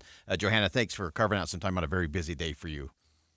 Always, Boyd. I always enjoy talking with you anytime. All right. Great perspective there from Johanna Maska on all the dynamics there, what the current president ought to do, what the former president ought to do. And there's a whole lot of people in between that I think are trying to get some space to make their case to become president of the United States. We'll step aside for bottom of the hour news. More Inside Sources coming up next.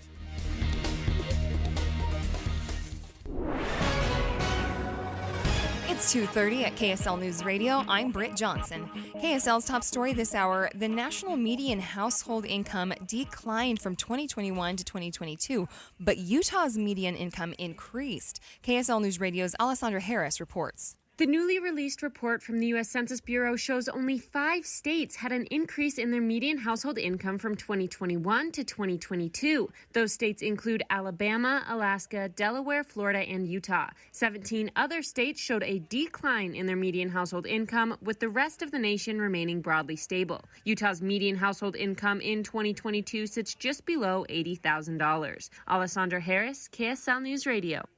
The Red Cross national blood supply fell about 25% since early August, and donor turnout has dropped. The blood distributions to hospitals are currently outpacing blood donations that are coming in to the American Red Cross. Our top national story this hour from ABC News. Protests in Seattle over the death of a 23-year-old bicyclist and the follow-up comments made by a detective. ABC's Alex Stone reports. In the streets of Seattle, anger after body-worn camera video was released following a crash months ago in which a 23-year-old grad student was hit and killed by a Seattle police patrol vehicle. Then a detective was heard on body-worn camera making insensitive comments and laughing following the crash. She was 26 anyway. She had limited value. Those at the rally want action. It's not acceptable. These people need to be fired. Police in Seattle are investigating the detective's comments. Alex Stone, ABC News. Let's take a look at the market. The Dow has lost 288 points. The S&P is down 54 points. The NASDAQ has lost 217 points. Coming up, we have beautiful weather continuing. KSL weather is next. KSL News Time, 2:32. At Shields, we know good things happen when preparation meets opportunity, which means during the season, the only element of the hunt we can actually control is the work we put in and the gear we trust. So stop by the Shields sale event September 9th through the 17th and save on brands you can trust, like Sitka, Lucky Duck, Benelli, and select Shields Outfitters gear. Our Shields experts are ready to prepare you for success on your next upland and waterfowl adventure.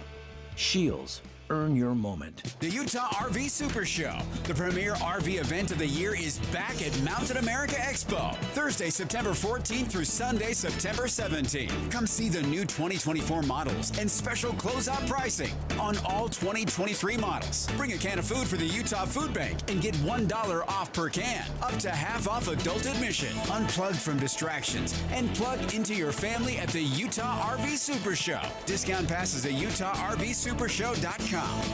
Hey guys, do you know what makes Revive Men's Health Salt Lake City different? You. Every Revive treatment and medication is personalized just for you. Revive has the experts that guys go to when their current treatment isn't working. They have a complicated medical condition, or they're just not happy with their daily performance. Since 2011, they've helped thousands of local men suffering with the symptoms of low T and ED. Their goal is simple: to get to the bottom of your issues and fix them. Your best performance requires more than generic ED medications or a low-dose testosterone booster at a low-ball price like you find online. Revive medications are custom compounded, affordable, and guaranteed to resolve your issues. Stop dealing with the symptoms of low T or ED. Book your T-check and exam today. Call 801-263-7777. That's 801-263-7777. Or visit us at revivemenshealth.com. Getting help with plumbing repairs is easier than you think. All you have to do is call Any Hour Services or schedule an appointment at anyhourservices.com. No one helps more homeowners than Any Hour Services. The UACPA supports certified professional accountants in Utah through ongoing professional education and leadership development for an ever-changing financial world. Find a CPA at uacpa.org. Early mornings can be hard enough, just getting yourself going. We try to make it a little easier with news and weather from comfortable, trusted anchors and reporters. Join us on Utah's Morning News between 5 and 9 on KSL News Radio. Traffic and weather together brought to you by Granite Credit Union's new Dividend Plus checking account. Here's Ricky Meese. Well, traffic is already filling in and slowing down southbound I-15. A jump on the drive home between 5300 and 7200 south. Plus, we have a crash in Davis County. This is in the Syracuse area, northbound 2000 west at 2300 north. Plan ahead for heavy delays and lane closures on the I-215 West Belt this weekend. Crews will be repairing bridge pavement on I-215 between SR 201 and I-80 from Friday night to Monday morning. Ricky Meese in the KSL Traffic Center. KSL weather. The forecast is looking really beautiful for this weekend. We're actually going to have a repeat of today's weather for the next 5 or 6 days. It's not till mid or late week next week that we'll start to feel the crisp, cool fall temperatures coming in. Right now, it's 81 degrees and sunny. I'm Britt Johnson, KSL News Radio, 102.7 FM, 1160 AM, and KSLNewsRadio.com, Utah's news, traffic, and weather station.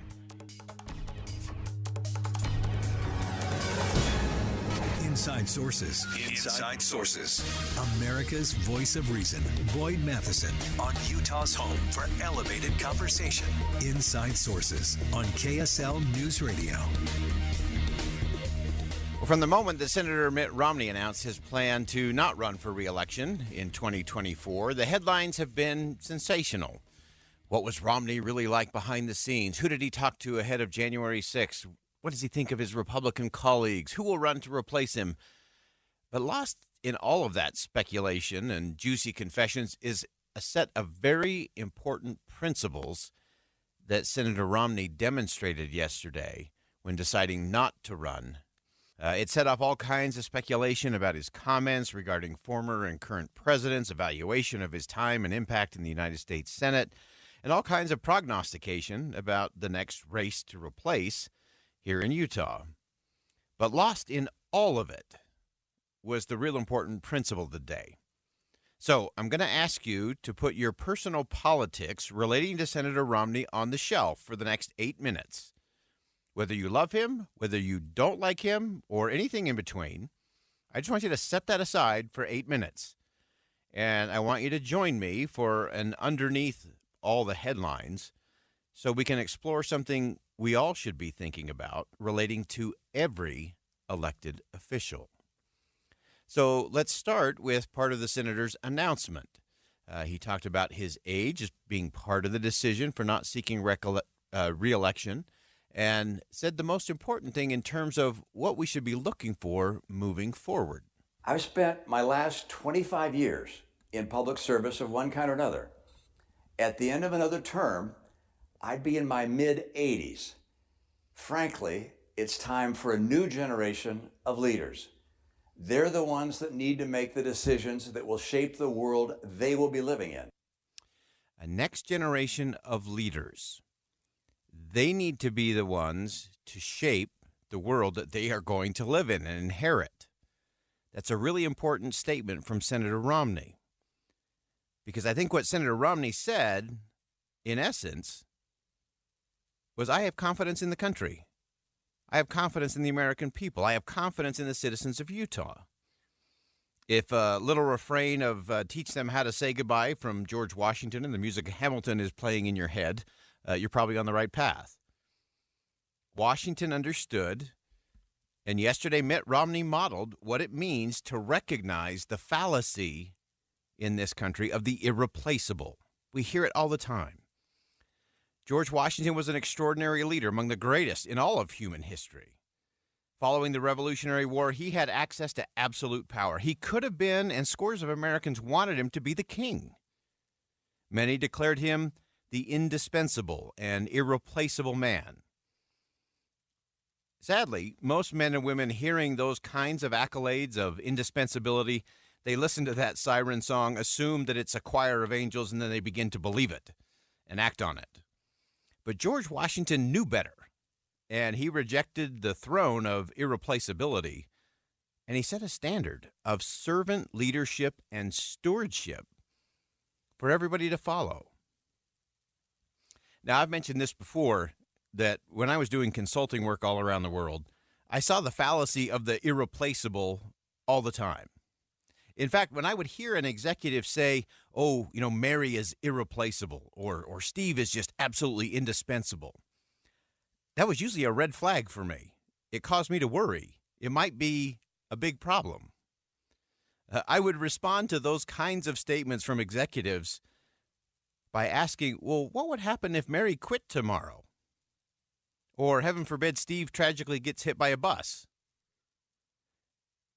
This usually drew very nervous laughter and long moments of silence as the executives realized the fallacy, the risk, and irresponsibility of allowing someone to be absolutely irreplaceable. Now, this is not in any way, shape, or form to say that some people are harder to replace than others, or that for some people their absence would be very difficult for an organization to overcome. That just happens. That's okay. But the problem is the irreplaceable and that idea and that mindset that we have someone who is absolutely irreplaceable. It becomes a constraining force for innovation and growth, improvement within any kind of organization. It also inhibits the development of other leaders. So that creates a dependency culture, and in many instances, it undermines the mental muscle, the personal commitment of others inside an organization. I think that's part of what Senator Romney was saying yesterday, is if those who are currently in power don't step aside, nobody's going to emerge to replace them, and nobody's going to live forever. And it also creates this dependency culture, which is so problematic in our politics. And sadly, the American people have begun to buy into it. This idea of the indispensable leader syndrome. I regularly lament the fact that currently in the United States Congress, which only has an approval rating somewhere between 9 and 14%, 9 and 14% favorable rating, yet every election cycle, roughly 94% of incumbents are reelected. Those numbers don't match. But we buy into this irreplaceability factor. Oh, no, we can't let them go. We'd lose power. We'd lose influence. We'd lose positioning.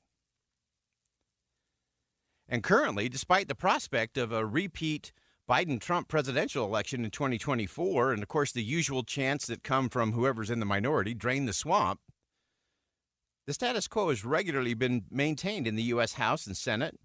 Very few seats change hands, and even fewer changes take place in the leadership for either political party. Now, I think Senator Romney passed the true test of leadership yesterday, especially of political leadership. I often see those running for re-election and maintaining that vice grip hold on power long after their used-by date in office has clearly expired. Again, those siren songs are hard to ignore when you start to believe that you're irreplaceable. And to be honest, it's really easy for a candidate to cast aspersions on the rest of Congress or their colleagues while convincing your own constituents they can't survive without you. You can vote for anyone you want, they say, but if you don't vote for me, you'll lose power. I'm irreplaceable. That kind of attitude fosters the belief that some kind of political savior is going to waltz in from Washington and fix all our problems, which, by the way, further weakens the nation as more and more citizens absolve themselves of personal responsibility. When you have an irreplaceable person, no one else is responsible for anything. And ultimately, guess where this ends? An imperial presidency with their political pals and pawns running and often ruining the nation. It never ends well for the citizens. A quick glance to Venezuela, Russia, North Korea, a host of other authoritarian regimes provide pretty good perspective where the, quote, irreplaceable leader turns strongman and transforms into a tyrannical dictator. We've seen the movie, folks. Everybody's replaceable. So if we begin to view political leaders in a different way, it changes everything. And to me, this is the key takeaway from what happened yesterday. If we as citizens begin to view political leaders as replaceable, they will be. And elections will become less consequential to our lives because we will make government less consequential in our lives.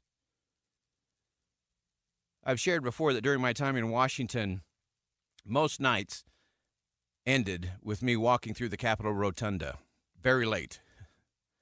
And I'd always pause and spend a few moments gazing at that majestic painting of General Washington resigning his commission. And I'm telling you, in the quiet and stillness of the empty rotunda, you can hear and you can sense and you can know the principles that made Washington an authentic and an extraordinary leader. So for any, and I would say every would-be leader, political or otherwise, Washington gives the right kind of study in what servant leadership, stewardship leadership really means.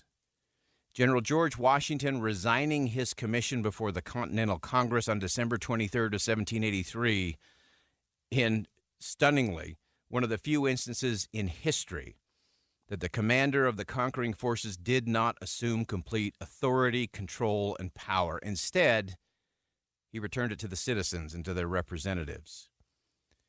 Something that Washington understood is that power is not something to be amassed, bartered with, or cling to. It's not a tool for pursuing political purposes and self-promotion. And while many proclaimed Washington to be indispensable and irreplaceable, Washington knew that the future of the nation wasn't dependent on him. He believed America's destiny would be secured down through the ages by citizens who would enter the world stage, make a contribution in their homes, communities, and country, and then travel on. It's individual Americans living and applying indispensable truths and irreplaceable principles that guarantee America will remain a nation indivisible. We'll step aside for one last break on Inside Sources here on KSL News Radio. Don't go anywhere. We have some final thoughts coming up when we come back. Stick around. Hey, life doesn't stop when cancer starts. After diagnosis, treatment is vital. But for some, just getting there, to appointments, chemo, or radiation, is a major challenge. You can change that. Volunteer to give rides with the American Cancer Society Road to Recovery program. Driving for a few hours of your day can make a life-saving difference for someone with cancer. Visit cancer.org/drive to learn more. Getting close to retirement? Or have you retired? You've probably got a ton of stress-filled questions on your mind. I'm Jeff Jr. with Trajan Wealth. Getting a second opinion with an individualized investment plan is vital, and our fiduciary advisors do just that. Take it from this Trajan Wealth client. It was just so pleasant, so comfortable. I think we had 7 different accounts, just stuff scattered all over the place. And then so we just started, here's this, move this. And he even explained it a couple different times. But if I have more questions, he said, just give us a call. And that's what I love. He's a phone call away. I'm glad I know these guys. Such a huge weight off my shoulder. Imagine not second-guessing investments or monthly retirement income. That's the peace of mind you'll get from working with Trajan Wealth. Call 801-899-7600 today or visit TrajanWealth.com.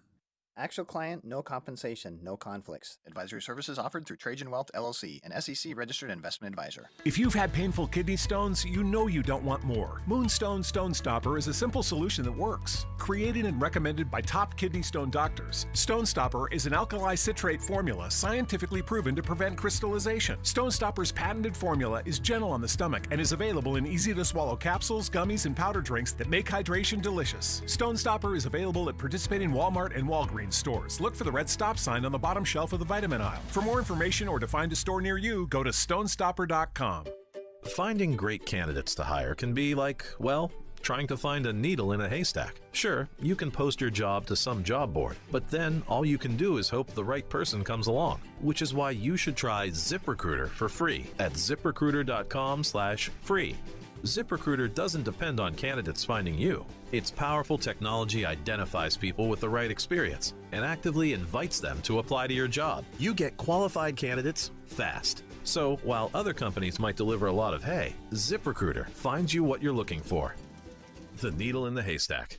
4 out of 5 employers who post a job on ZipRecruiter get a quality candidate through the site within the first day. ZipRecruiter, the smartest way to hire. And right now, you can try ZipRecruiter for free. That's right, free. Just go to this exclusive web address, ziprecruiter.com/free. That's ziprecruiter.com/free. ZipRecruiter.com/free. Jeff Caplan's Minute of News. We're committed to letting you know exactly what's going on. On our show, we're going to bring you up to speed on what's happening in the world to this moment. At the same time, the news can be really burdensome. It can leave you feeling a little bit depressed and even a little bit more depressed. My Minute of News is just a moment to lift you up. I'm blessed that KSL has given me the freedom to talk about whatever I want. Literally, it is my minute of news. Sometimes it's pegged to what's happening that very day. Sometimes it might be something bizarre that you didn't know happening somewhere else in the world. To make you smile for a moment, even on a difficult day, and make you realize the world is still spinning. I am so honored that so many people have appreciated and enjoy the Minute of News every afternoon. Ride Home with Jeff Caplan, weekdays 3 to 7 on KSL News Radio. With the 3 things you need to know this hour, I'm Britt Johnson. First, the national median household income declined from 2021 to 2022, but Utah's median income increased. Second, the National Red Cross blood supply is down 25%. Now more blood is being distributed than is coming in. Third, protests in Seattle over the death of a 23-year-old bicyclist and the follow-up comments made by a detective. Right now, it's 81 degrees and sunny in Salt Lake City. Back to Inside Sources on KSL News Radio. Hear elevated conversation on crucial issues. Boyd Matheson on Inside Sources. Welcome back to Inside Sources here on KSL News Radio. It's great to be with you today, as always. I am Boyd Matheson, and as we round out the program today, we're rolling into this weekend. Of course, we know earlier this year that the state legislature passed a bill and the governor signed into law having September, the month of September, be American Founding and Constitution Month. A single day is not enough. Now, the formal Constitution Day is actually on Sunday, September the 17th this year, and that's an important one to note and remember. And we want to go beyond just that. And we're going to do that in a couple ways. One, I want to give you a little heads up rolling into the weekend. On Sunday edition on KSL TV, a program that I host every Sunday at 9, right after Meet the Press, right before Music and the Spoken Word. And we're actually going to do some really interesting things. First, our first guest on that show will be Kristen Welker, the brand new moderator of Meet the Press. A couple weeks ago, we had Chuck Todd, who's stepping down after almost a decade in the chair on Meet the Press.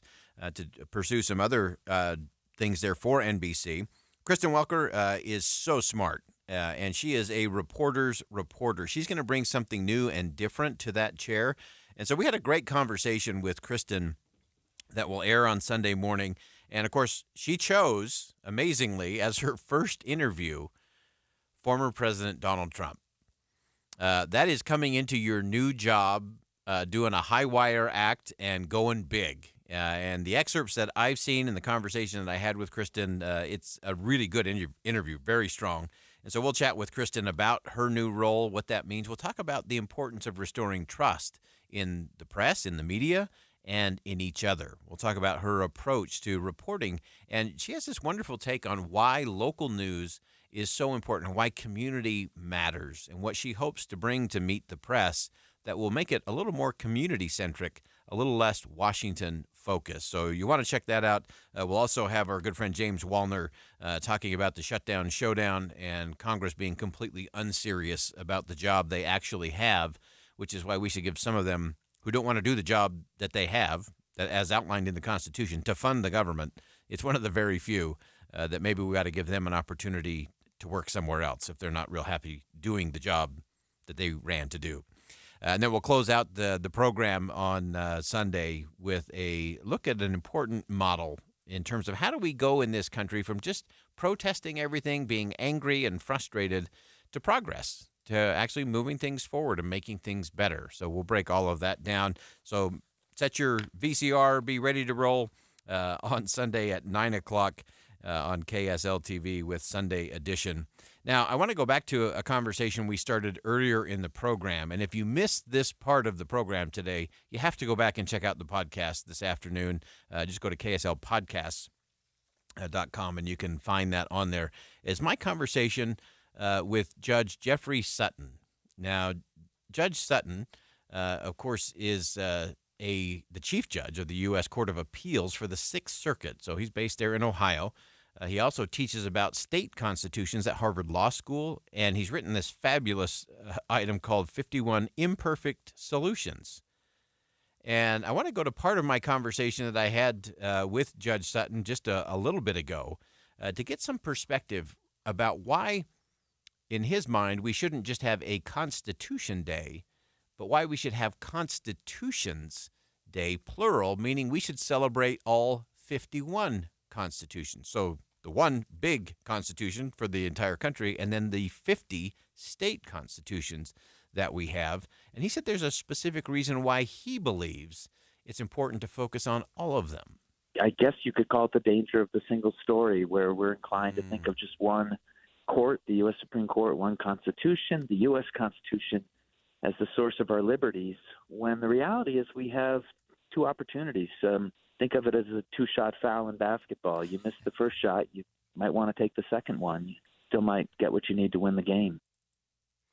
So as we explored that idea, the danger of the single story. So if we hyper-focus solely on the federal level, we create this single story. And the problem with the single story is several-fold. One thing that happens when you have just a single story or a single narrative is you end up with a lot of myths. Myths that get perpetuated, and often, as we look at the Supreme Court in particular, there are times when they get it wrong. And so that becomes the problem, because then everyone's looking at the court that they didn't do what the people wanted or what they wanted, and so they must be illegitimate, or they must be fatally flawed, or that they need to be changed, or we need to add more members, pack the court, and so on. That's part of the danger of the single story. But I thought one of the things that Judge Sutton said that was really compelling to me is that when we focus on just a single story, the single story of the U.S. Constitution, rather than these 50 state constitutions, is we nationalize everything. The judge pointed out that, you know what, we live in this country of 330 million people, and if everything is national, then most of the time, about half the people are not going to be happy with the result. And so then we start focusing on when we don't get the results that we want, it's because there's a flaw in the system.